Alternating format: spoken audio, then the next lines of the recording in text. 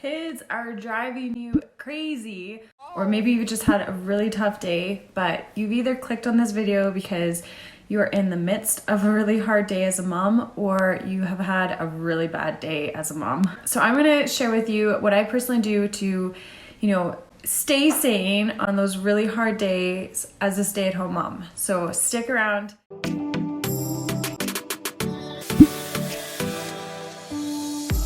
Hey everyone, welcome to Mom for Every Season.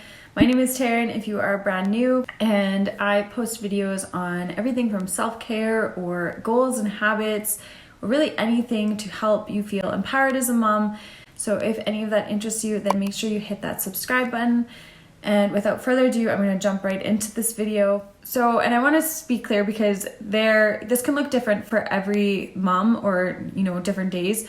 But sometimes a really bad day looks like, your kids are driving you crazy and, they're misbehaving and they're just driving you nuts. And then other times you can be having a really tough day and you don't feel like doing anything. You're not motivated. You're feeling really lazy. The cleaning is just out of hand. There's no cleaning. You've let your kids watch all day, TV all day, and you feel horrible as a mom, horrible as a person. And whether you are having the first or the second type of bad day, just know that we all have those types of days. And I've had my fair share of both of those days. And just like the YouTube channel name, A Mom for Every Season, I believe there are seasons in our life, there are seasons in motherhood, and there are ups and downs. So just know that if you're in the trenches of motherhood right now, that it does get better and you can pull yourself out of it as well. So my following tips are just what have helped me personally, especially in the moment. If I'm having a really bad day, this can help me get out of it. But then sometimes you just need to sleep on it and have a better day the next day. Whatever your bad day looks like, just know that this could just be a really tough season for you, and it does get better. So tip number one is get out of the house. Now. After this video is done, move. Just get out of the house. And this one's so hard for me because I know that when, it's especially during winter when I have to bundle my kids up in their coats and boots and snow pants, that sometimes those days it's a lot easier just to stay at home and do nothing, because it's a lot more work to get them out the door, or, getting them outside or getting them to the library. It's just a lot of work. It's so much work. I noticed that especially once I had my third, I would get trapped in this vicious circle where I would just stay inside because the fact about going outside just overwhelmed me completely. So if that is you, just take a baby step, maybe just go spend 5 minutes outside. But if you can, try and get out and maybe just, go to the library, or if there's a parenting group, get outdoors, get out in nature. And I know that when I get outside or I go out and do something, I almost always feel better afterwards, even if it was a lot of work to get out the door, or just go visit a friend even. Okay, number two, I like to coin as just do one thing. And I usually use this when it comes to cleaning, because when it's one of those days that I just don't feel like doing anything, and the dishes are piling up and the laundry is overflowing, and I just am in this massive hole of a funk, I don't feel like doing anything, I tell myself just to do one thing. And I've just lowered my expectations on having a really clean house so much that I don't even care about it anymore. And not to say we live total slobs, but we do not have the perfect spick and span house, that is for sure.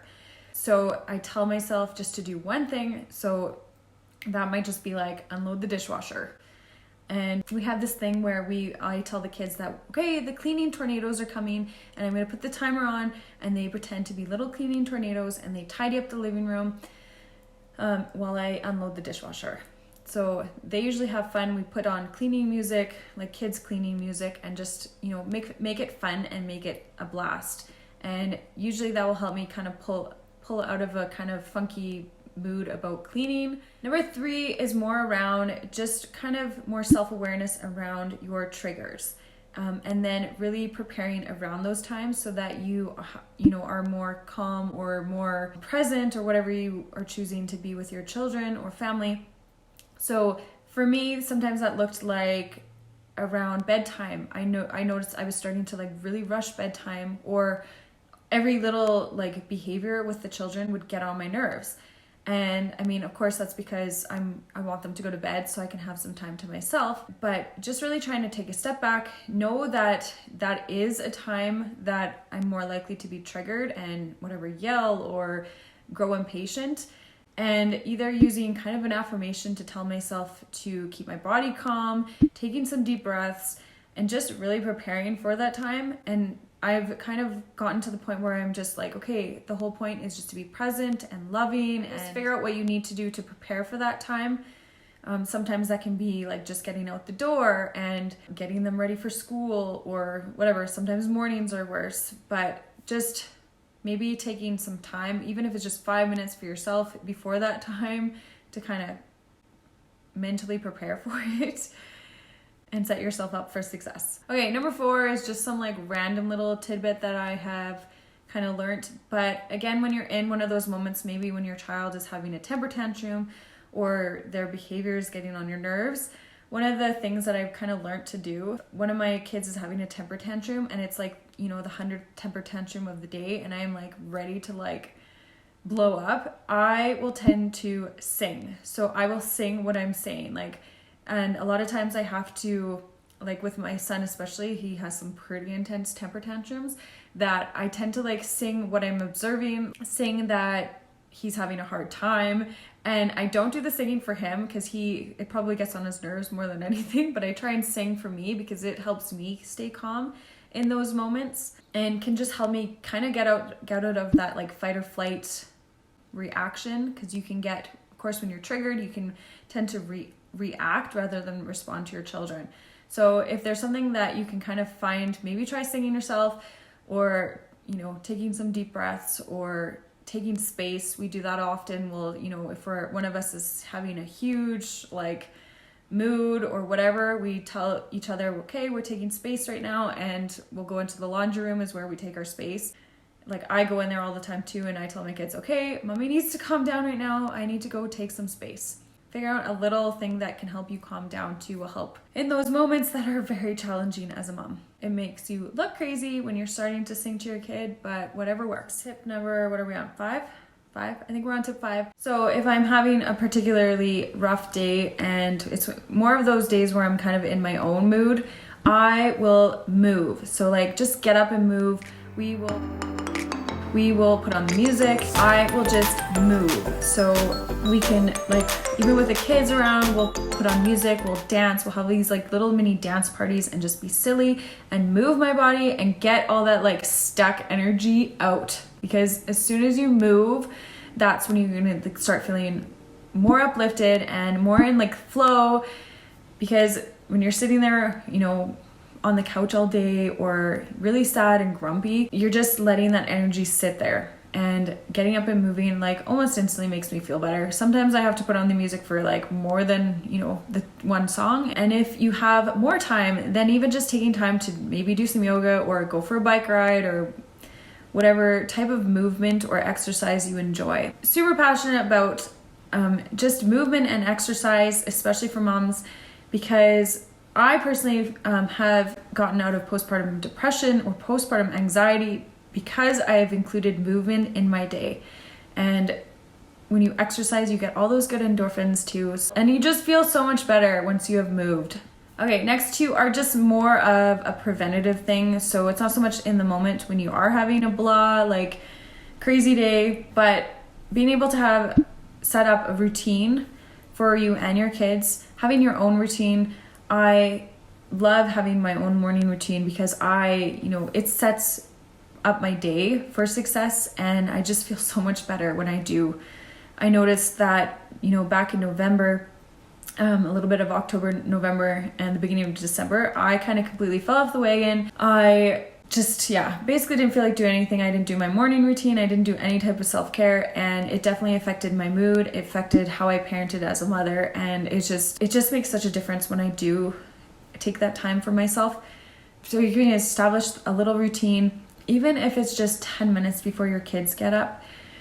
It will make your day so much better. And I find that I'm starting my day on my own schedule rather than like my kids' schedule or getting them up ready for school schedule. And I just start my day, I just ease into it rather than it being like bam, like let's go, it's rush time. And then also trying to establish a routine around your children's lives too will help them behave better. We use a little daily schedule with Cohen because it helps him kind of prepare for what's next. A lot of times he will like freak out because he wants to watch TV all the time. And the only time I usually let him watch is when I'm putting Avery down for a nap. And so a lot of times he's like, well, when do I get to watch? When do I get to watch? When do I get to watch? Which of course is like crazy.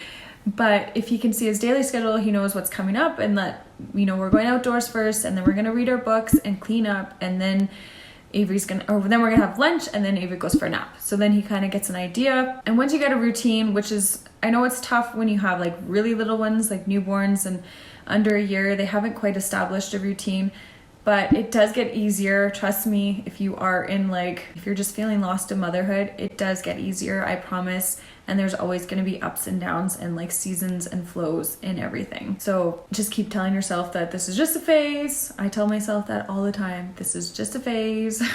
And I have a ton of, I have some morning routine videos and some self-care videos too that make sure you check those out if you're brand new to this channel.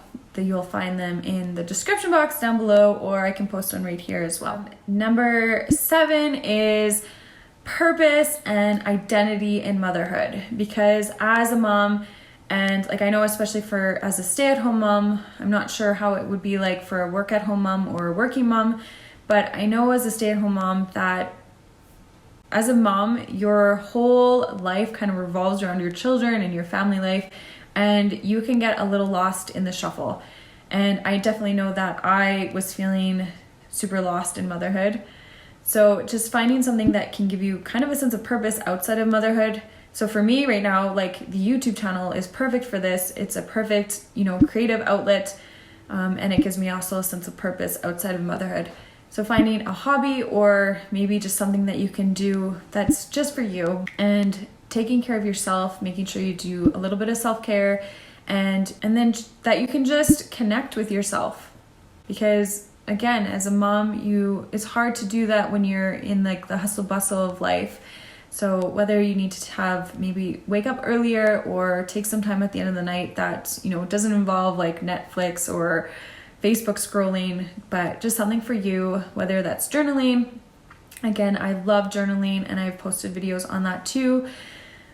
Or maybe you want to take an art class or a dance class or whatever. Just get out and do something just for you. Something little, something big, whatever your heart is leaning towards, then just go out and try it. I'd love to know what's something that you would love to incorporate into your life outside of motherhood. Let me know in the comments down below. And I hope you enjoyed this video. If you did, make sure to give it a thumbs up, and it lets me know what kind of content you guys like. If you're new, I would love for you to stick around, hit that subscribe button, and join this little pie sliver, I don't know what to call it, on YouTube.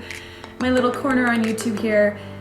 This channel is nothing without you guys, so thank you so much. And that is it for now. Bye for now.